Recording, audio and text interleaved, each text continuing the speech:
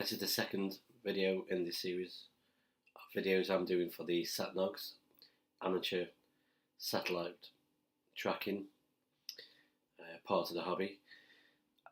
In this particular video, I just want to go into a little bit more detail on how the Satnog system operates and how people can use the network of listening stations.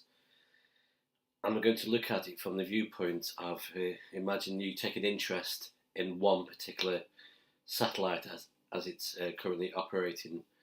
So many of these satellites, these amateur amsats, CubeSats, have a number of science experiments that are currently going on in space. Anything from material science to electronics, testing battery components, a whole range of science experiments run by colleges and schools and universities. So a very good STEM project. So a lot of these satellites then send down their data in various formats for the ground crew, the main ground station, the command station, to receive that data. But with the Satnogs global network, you could have seamless recording of the data, so you're not just waiting for that pass over one particular location, or having to hire out professional listening stations. You can patch into the Satnogs.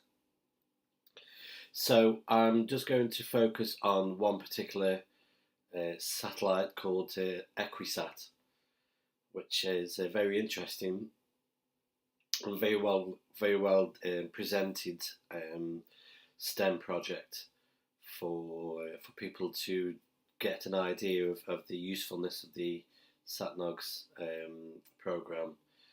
So I'll just flip over and just run you through what Equisat is and how we can use the Satnogs network for tracking, recording their data. So stick with me, we'll go and flick over to a screen share now and we'll do that. The Equisat is a very well presented project run by the Brown University. The website is brownspace.org/Equisat, and the project is well laid out on this particular site. It goes into detail about the science experiments and how to get involved with the project. Lots of detail here for people who are involved in STEM projects, people interested in space science. This particular project is focusing on testing out batteries in space, but to do that they're also using an LED on this particular CubeSat. So they basically, one side of the CubeSat has got 4 LED lights on there that face on occasion face down towards Earth, and so you can look up on a particular night when it's doing a pass, and you may see the LEDs flashing.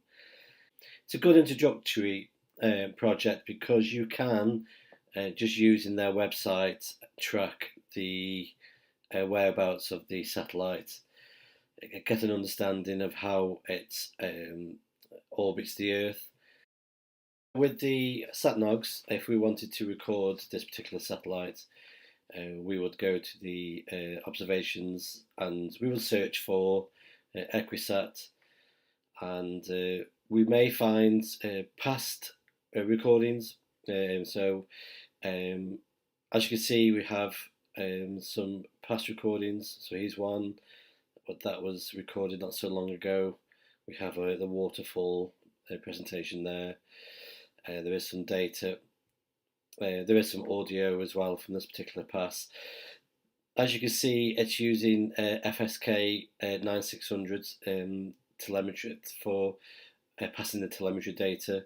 This is a type of encoding that the audio has, and we receive that audio recording And in this particular project, the Satnogs does not decode the data, but you can use other software for demodding or decoding that data as well. So you would do some external processing on this particular satellite to extract the telemetry data from the audio. So we have quite a number here of past recordings. Here's one from the Brown Space Engineering. So they are actually using the Satnogs program here for collecting their data. So they will download the audio and then extract and decode that data from the audio. So if we were to ourselves add a recording to the Satnogs, we will schedule a new observation, which we can see here. We'll go to schedule, and then we would choose a timeline that we feel we can get a good pass for this particular satellite. We can choose between the telemetry or even just the CW beacon, but in this case we'll schedule the FSK 9600 from this particular satellite. So we'll just click on schedule, and then we've now added hours to the network. Okay, that was a brief introduction into tracking one particular satellite using the Satnog system.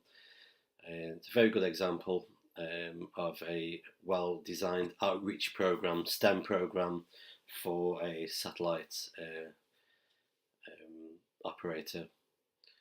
So in future videos we'll go into a bit more detail about how we can use the database from Satnogs to share the data. But it's well worth having a look.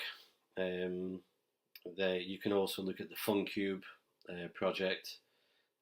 There's a number of educational STEM outreach programs out there, Equisat being one of them, but also the FunCube as well is a good one to look at from the UK. So that's the end of this video, and I'll see you soon. Bye bye.